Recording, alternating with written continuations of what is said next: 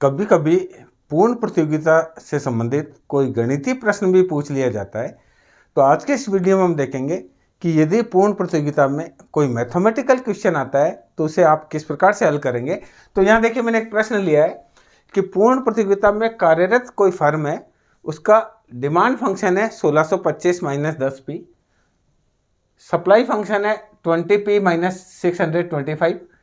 ये दोनों डिमांड और सप्लाई फंक्शन है। कुल लागत दे रखी है TC बराबर 200 plus 21Q minus 6Q square plus 2/3 Q raise to power 3।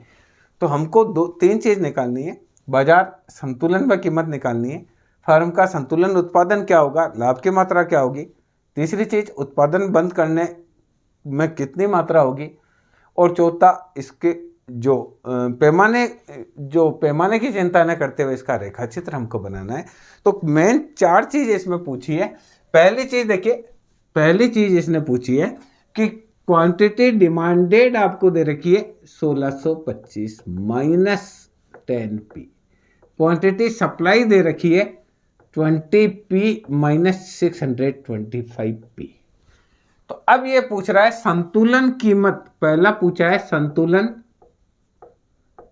कीमत व मात्रा।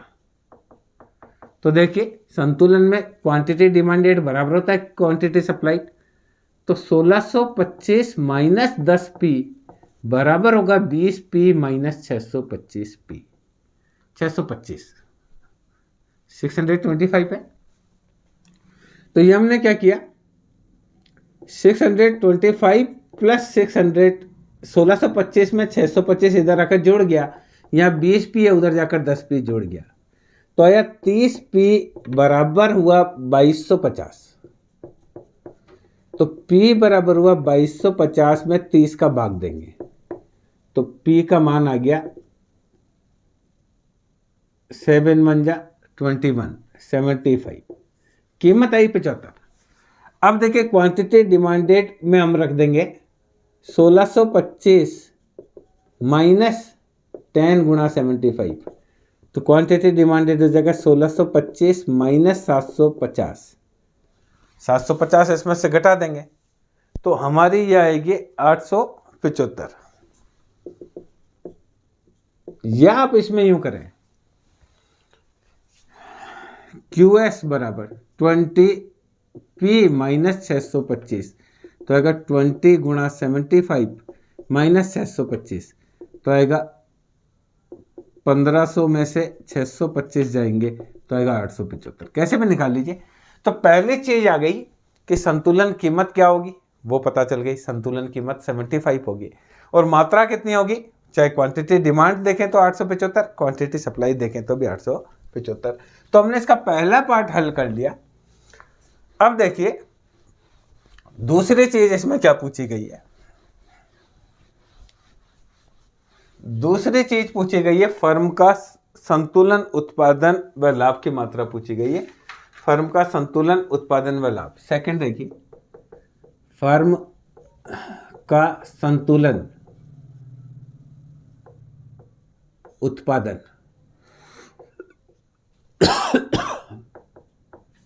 व लाभ। देखिए, लाभ बराबर होता है total revenue minus total cost, और ये हम जानते हैं कि d बाई डी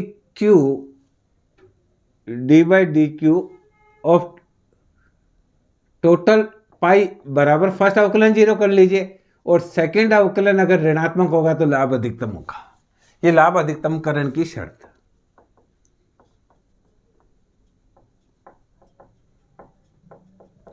ये दोनों शर्त है।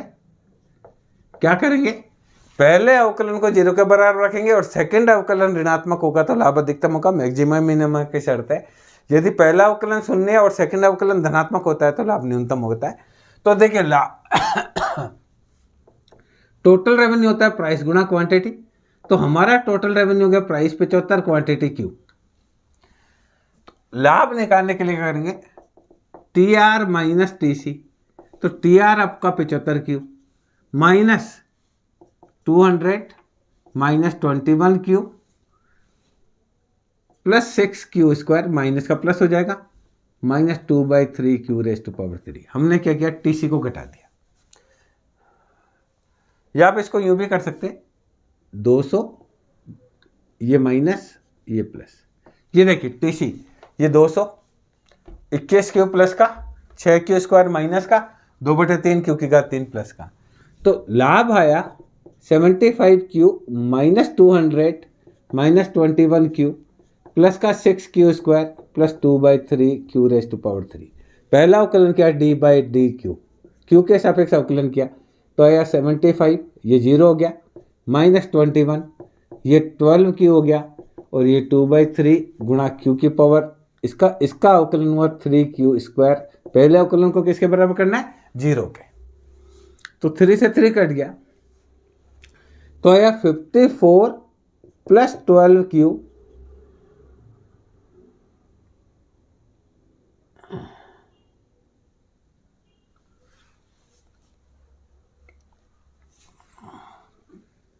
Plus 2 Q square.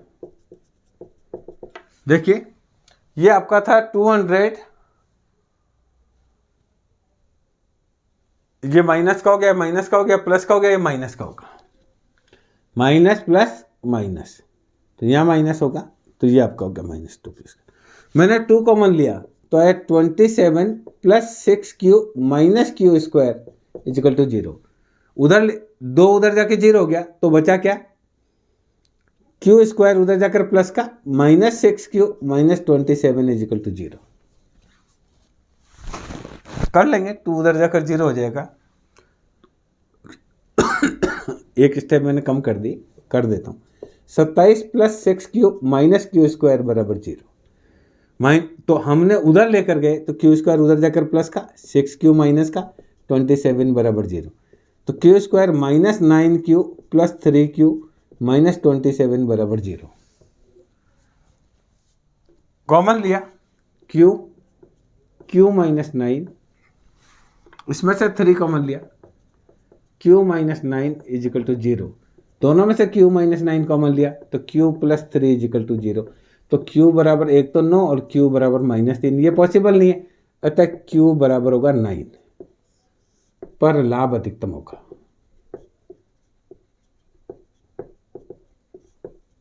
क्योंकि इसका सेकंड अवकलन करते हैं यहाँ से, del square pi by del Q square. इसका सेकंड अवकलन क्या है, तो आया 12 माइनस 4 क्यू, तो 12 माइनस 4 गुणा 9, 12 माइनस 36 बराबर माइनस का 24 लेस देन 0। इसका मतलब क्या है कि क्यू बराबर 9 पर लाभ अधिकतम होगा, क्योंकि सेकंड अवकलन अगर ऋणात्मक आता है तो लाभ अधिकतम होता है। तो ये क्लियर है कि इस पर लाभ अधिकतम होगा। तो 2 चीज आ गई, फर्म का संतुलन उत्पादन आ गया और लाभ अधिकतम की मात्रा आ गई। अब आपसे पूछ लिया जाए लाभ कितना होगा, संतुलन उत्पादन Q बराबर 9, लाभ इस पर अधिकतम होगा। अब पूछेगा लाभ कितना होगा, तो देखिए अब लाभ निकालते हैं। लाभ की मात्रा पूछी गई है, तो हम क्या करेंगे, हमारा जो लाभ है वो लाभ है पाई बराबर 75 से गए 54 Q minus 200 plus 6 Q square minus 2/3 Q raise to power 3। Q बराबर 9 रखेंगे तो पाई बराबर 54 multiply by 9 minus 200 plus 6 multiply 9 का square minus 2/3 9 raise to power 3। इसको आप सोल्व करेंगे तो लाभ की मात्रा आएगी आपकी 286। आप कैलकुलेटर से करके देख लेंगे तो यू विल गेट 286। तो फर्म दूसरा आ गया, फर्म का संतुलन उत्पादन भी आ गया, लाभ आया 286। तीसरी बात पूछी है उत्पादन बंद करने का बिंदु। क्लियर? अब देखिए तीसरी बात इसने पूछी है उत्पादन बंद करने का बिंदु, तो उसको हम डिस्कस करते हैं। थर्ड इसका पार्ट है उत्पादन बंद करने का बिंदु।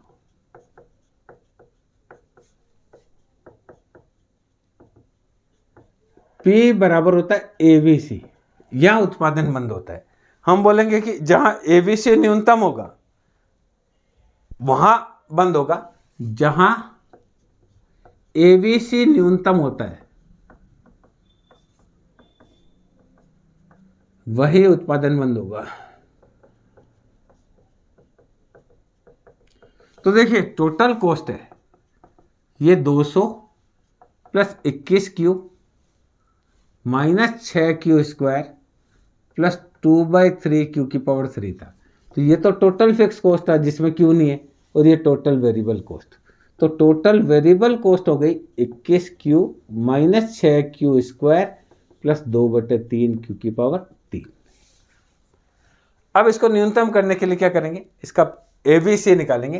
तो एवरेज वेरिएबल कॉस्ट आएगा 21 माइनस 6Q प्लस 2/3Q की पावर 2।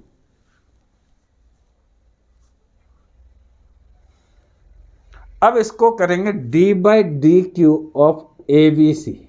इसका अवकलन किया है तो माइनस का 6 प्लस 2/3 गुणा 2Q बराबर 0। यानी क्या हुआ 4Q/3 इजिकल टू 6। तो 4Q बराबर आया 18, तो Q बराबर 18/4, तो Q बराबर आया 4.5। यानी शटडाउन पॉइंट का होगा जहाँ उत्पादन 4.5 होगा वहाँ शटडाउन पॉइंट होगा।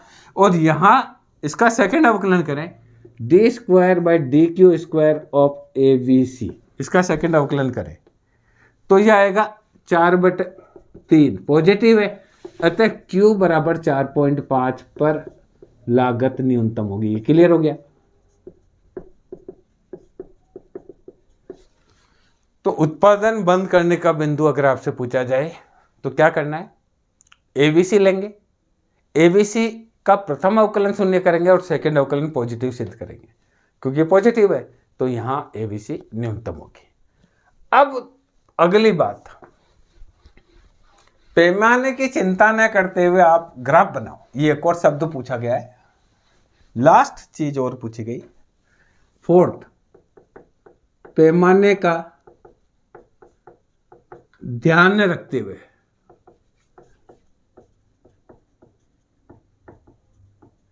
ग्राफ बनाइए। तो देखिए QD बराबर था 1625 माइनस 10P, तो Q बराबर 0 रखे तो 1625 माइनस 10P, माइनस का 10P बराबर माइनस का 1625, तो यहाँ P बराबर आ गया 162.5। तो यहाँ एक निर्देशांक होंगे, इसको क्वांटिटी को 0 रखें तो आएगा 162.5, और अगर हम P को 0 रखें तो क्वांटिटी आएगी 1625। क्या करेंगे, इसके निर्देशांक निकालेंगे। इसको 0 रखेंगे तो 162.5, इसको 0 रखेंगे तो 1625। दूसरा जो है वो है आपका QS बराबर 20P माइनस 625। अब यहां Q को 0 रखें तो आएगा माइनस का 20P बराबर माइनस का 625, तो P बराबर जगह 625 में 20 का भाग देंगे तो आएगा 31.5। इसका मतलब क्या है कि इसको 0 रखेंगे तो आएगा 31.5, और अगर हम प्राइस को 0 रखेंगे तो आएगा माइनस का 625। तो इसको आप चित्र में बनाएंगे तो देखें निर्देशांक आएंगे, ये माइनस का 625 प्लस उसको ध्यान रखना ही नहीं, पैमाने का ध्यान रखना ही नहीं, और दूसरा 31.5, ये मान लीजिए हमने मान लिया 31.5। तो एक रेखा ये सप्लाई कर हो जाएगी। दूसरा है 162.5, मान लो ये 162.5 और 1625, ये 1625, ये दूसरी रेखा हो जाएगी। अब यहां उत्पादन आएगा 875, अभी किया था हमने 875, और कीमत ली जाएगी, वो कीमत क्या आई थी हमारी 75। तो इस प्रकार से देखिए हम इसका बना सकते हैं। ये ग्राफ बना दिया, ये मांग वक्र है और ये पूर्ति वक्र है। इस प्रकार से क्या करेंगे, एक को पी को 0 रखकर ये निर्देशांक निकालेंगे। जैसा आप समीकरण में ग्राफ में आपने निर्देशांक निकालना सीखा होगा, सेम वैसा का वैसा ही करना है, उससे अलग कुछ नहीं है। अगली चीज देखिए, उत्पादन बंद करने का जो बिंदु है उसको भी हम निकालेंगे कि उत्पादन बंद होगा 4.5 पे। प्रोडक्शन कितना होगा, जब प्रोडक्शन 4.5 होगा तो उत्पादन क्या कर दिया जाएगा, बंद कर दिया जाएगा। तो यहाँ देखिए हम इसको निकालेंगे, तो ये शॉर्ट एवरेज वेरिएबल कॉस्ट, ये एवरेज कॉस्ट, और ये है मार्जिनल कॉस्ट। क्लियर। तो यहां है 4.5 या 9/2। क्लियर। और मान लीजिए ये है AR बराबर MR। MR और MC यहाँ काटते हैं, उत्पादन यहाँ करेंगे तो उत्पादन अगर 9, जहाँ लाभ अधिकतम होगा वहाँ क्या होगा, उत्पादन 9, और एवरेज कॉस्ट जो है वो यहाँ हो सकती है। तो इस प्रकार से बिना पैमाने का ध्यान रखे हुए हम चित्र भी बना सकते हैं। तो इस वीडियो के माध्यम से आपने ये सीखा कि यदि पूर्ण प्रतियोगिता से संबंधित कोई गणितीय प्रश्न आ जाता है तो उसको हमको किस प्रकार से हल करना है। मैं समझता हूँ ये वीडियो आप लोगों के लिए उपयोगी रहेगा। हम और बात करेंगे पूर्ण प्रतियोगिता पर। धन्यवाद।